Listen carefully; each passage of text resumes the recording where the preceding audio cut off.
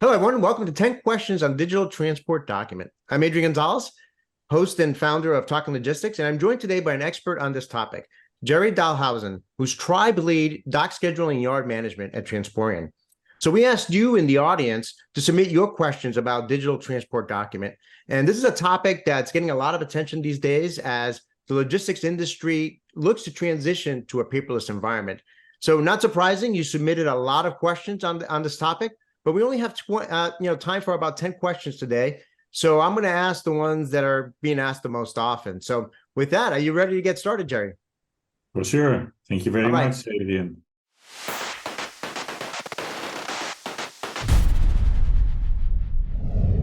Great. Well, great to have you. I've got the questions here. Scrolling through these, it looks like a lot of people ask questions, really just trying to find out a little bit about what is digital transport documents. So maybe we start there to kind of create a baseline, for folks. What is, digital transport document and how does it differ from paper documents? Yeah, so it looks like an easy question, but I think it's a very good question as well, because we all know that logistics cannot do anything without documents, because it's very document-based type of industry. And when we talk about digital documents, people think already quickly like, okay, I can generate any document that I normally print. I can generate a PDF from it, and I can share it via email, for example. But that, to me, is not really the advantage of a digital document, because the only thing that you do is you convert it into a PDF, and still it needs to be human readable. It is not machine readable. You cannot do anything with it. So for us, and I think the trend in the industry, when you talk about digital documents, you talk about data, you talk about sharing the same information on a document, but then sharing it to others via a message, via mobile, collaborating on the same document, enriching the information along the way in the different steps during the process, so that the document, we still call it a document, but it's more or less collaborating on the same piece of information and use it to your advantage in your process. Yeah, no, that's a great point. I mean, I think, I think when you think about a PDF document, it's marginally better than, let's say, a Word document or an email, but it's not really true in the true sense what a digital, document is.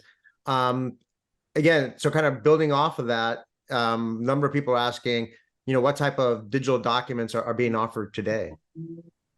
Yeah, so within Transporeon, we have delivered a new product called Digital Transport Documents, and that is more or less a module, and you see it as a container to work with all kinds of documents that you can think of in a digital form. In Europe, there is the ECMR, which is the electronic consignment note, that is replacing a paper document that is in business already since 1956. And that is the first document that we have delivered in this new product since April, and it goes off very well. There's a lot of interest in this part. Other documents that we are now looking at as next candidates are the e-delivery note, similar type of document as a consignment note, but mainly from a focus from a seller towards a buyer. But also we are looking at some chemical documents like a cleaning certificate, when the tank trailers are being cleaned, and then proof of previous loading that needs to be handed over to prove what was the cargo that was before in that tank trailer. And that is typically a chemical type of document, so very specific. And going forward, we also see some customs documents or tax documents that will also be candidates that we can use. Great. So it sounds like ECMR is kind of the one that's been deployed, initially here, but there's others, on the horizon here. And if I can add to that one, because maybe is good to clarify, is that the ECMR is from a European Commission perspective, providing quite a good infrastructure already. If you think about not only the technology, but also the data privacy and that kind of stuff, because you are also sharing data and then you are running into some kind of legal issues. And there, a foundation is given by the European community, and that will enable other documents to benefit from. Right, great. This next question is actually a question that I had as I was thinking about this topic as well, and because it to really gain momentum here, these documents have to be kind of more broadly adopted and accepted. So the question is, are digital document solutions universally recognized and accepted in different countries and regions? I would say it's a yo. There's a no and a yes combined. Depends the document for itself for sure, and it depends the domestic, the local regulations. Again, that's why we started with ECMR, because ECMR is following a ratification process that all the countries that are using the paper CMR document, they will also recognize or ratify the ECMR document. The plan is that in 2026, all countries that are involved will accept the ECMR. And we are quite on our way, because in Europe, almost every country, except maybe for some of the Balkan countries, didn't ratify it yet, but they will be there in the next couple of months, year maybe. And that provides a good background that you can start. So the acceptance is coming, and that means that the infrastructure is being built up. And then the adoption comes into play, but I guess knowing the topic, there might be some questions there as well. Right. I'm clicking here. Well, here's one that's a little bit specific, but I think it's an important question. Is sign-on glass considered an authorized digital signature? And that, I think, is a very good question, because one of the particulars in going from a paper document towards a digital document is a legal digital signature. How do you know who has signed this document? Which is a little bit different, because if I look at a document that is signed even by myself, then sometimes I can hardly recognize my own signature. So going digital, we want to be more strict on items. So we want to understand who is the person that signs. And then sign-on glass is difficult, because sign-on glass doesn't tell you who signs. It can be anybody.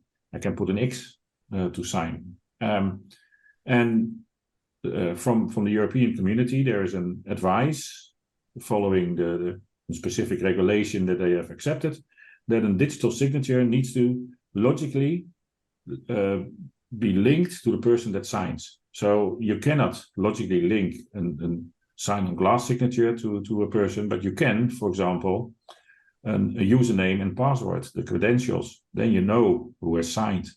But that sometimes is not practical, because if you take drivers, for example, you cannot create username and passwords for any driver that might one day come to your premises.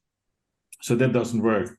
And there you can think of, for example, using a QR code with a two-factor PIN code that people need to use to identify themselves on the phones. And then you are recognizing the person by the phone, for example. But there are other ways that you can think of. If they are having telematics inside the cabin as a driver, then we use the key card, which they have announced themselves to the telematics device. If there's a self-service kiosk at the entrance of the yard, we can use there to recognize the person that signs. So there are different developments that we can use to make it a legal digital signature. So that means going forward, coming back to the question, it is still used today, sign-on glass, but going forward, this will disappear. Yeah, no, I mean, I think it's on the surface, it seems like such a simple question, or something that's relatively simple that we take for granted with paper documents or someone just signing. Yeah. But, in this environment, obviously, as you just expressed, a little bit more, complicated and complex. Now, there are several questions related to kind of the business value or the business case related to digital document solutions. So I'm going to just kind of roll them all up and ask, I guess, what are the primary benefits of implementing a digital document solutions for businesses and the logistics industry? Yeah, so I think that everybody understands what is the value if you can do less with paper. For sure, it's better for the environment because we don't use the paper, we don't have the cost for the paper. More importantly, there's a lot of effort to create those documents and to follow up on the documents. Because if a document is signed by the recipient, then the document most likely needs to be sent back via the carrier towards the shipper. So there are multiple parties involved even after creation of the document. And surveys have shown that if you look at a document like a CMR, the average time that is being spent on a CMR is 20 minutes. And when you move to a digital version of it, you can save 15 minutes. So 75% of the time that you spend on the document can be saved. And that shows the direct cost that can be saved. But there are a lot of indirect advantages and business benefits that we probably not directly are thinking of, but that we need to learn to work with. So, for example, if you are all using the same data, then and you're enriching it in real time, then you increase your real-time visibility enormously. So the moment the recipient signs for the goods, the shipper directly knows that they are arrived. The carrier as well. And if everything is okay, the carrier can directly submit the transport invoice. So there's a speed of invoice, which is for the carrier probably even more important than the saving of time. In the case that something is not well received, like shortage or damages, then the shipper can directly take action to maybe resend the pallets that were damaged, the goods that were damaged, and start a dispute process in real time. So there are a lot of, let's say, derived benefits because you're using on the data and not on a PDF document that you can leverage to your benefit. Yeah, I mean, I think it's impressive, when you said 75% reduction in the time, that it takes, and when you think about all that time, all that labor that's required with paper documents, especially in this environment where there is, a challenge in finding labor, all across supply chain logistics operations, that's a huge benefit there. Sure. A number of people have submitted questions also about, related to integration and implementation. So let's start with the kind of an integration related question. I mean, how does the integration of your digital document solution work with existing transportation management systems, TMS, and other logistics software? Yeah, so if within Transporeon we are working and on the Transporeon platform, and the digital document solution is part of the platform. So that means that any transport that is already on the platform, we can just use that information and generate the document from.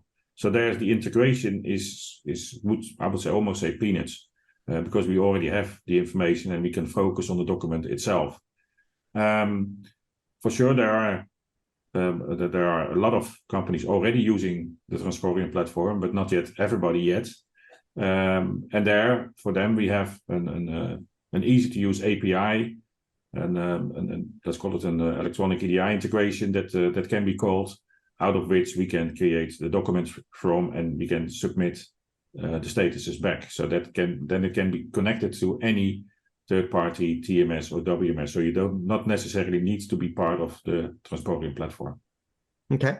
Kind of similar to that around implementation. What about implementing the solution with transport partners? What kind of effort is required? Yeah. So for sure, an implementation of a digital document is that you implement this with your partners in the supply chain. So not only your own warehouse staff, for example, who are creating the documents, but also the drivers that are coming to pick up, as well as the warehouse staff at the recipient side who are taking care of the unloading of goods. And that makes it quite difficult to connect all those other parties. Now there we have we are in a very fortunate position that we have a lot of parties already connected to our platform, so that we can reuse those connections. Separately from that, we are using easy to use tools in multiple languages, so that for example, we don't need an app for the driver that needs to be downloaded on their mobile phone. We use a QR code that they can scan, and then with a web app, they have access to the CMR in their language, in the preferred language. Because it is available in 27 different languages. And that makes the adoption and the acceptance of this in much easier. We have done quite a long trial with some of our customers, where we fine-tuned the way that, especially on the drivers, but also on the recipient side, they were able to do this in a very intuitive manner to fulfill the steps that they have to do. Yeah, great. I mean, it looks like, as you highlighted, I mean, I think this is one of the benefits of kind of a network platform, having everyone connected as part of that network to facilitate this kind of information exchange and digital document exchange, as well as, some of the examples you gave. I mean, I think the success of this type of program really involves ease of use and ease of implementation, if you will, not only internally, but, with the trading partners, transport partners as well. Let's see, I guess still sticking with the implementation, number of people asking questions that I would say are about any advice or recommendations on how to approach and execute a digital document project in general, kind of some of the best practices you've seen out there, perhaps. Yeah. So, I think that is a fair question that a lot of companies are struggling with, because maybe they have did some attempts before, worked with their partners to set something up, and then maybe they did succeed, or maybe they failed, or maybe they succeed but did stuck to that same partner and couldn't easily use other partners anymore. So what we would say is focus on the acceptance. It is, I would say, the time is right. That is what we do see. If you compare this with 5 or 10 years ago, then it was all new and all scary, maybe a little bit. But now, especially under the wings of this ECMR initiative within Europe, the infrastructure is getting there. People are getting used to it. Everybody understands the benefits. So both the shippers, carriers, and receivers, they do know why we want to do this. So the willingness is there. But if you start first with 1 or 2 lanes, with some specific carriers that we want to try out, with some specific recipients, so that everybody gets used to it, because there is not that paper anymore that you can hold in your hand, that you can scribble some notes on, some remarks, and that somebody else will find out what to do with it. Now, this is part of the data. So it is a learning process, it is a journey. But once you're rolling, it's easier to add multiple lanes and the multiple recipients, multiple transport partners.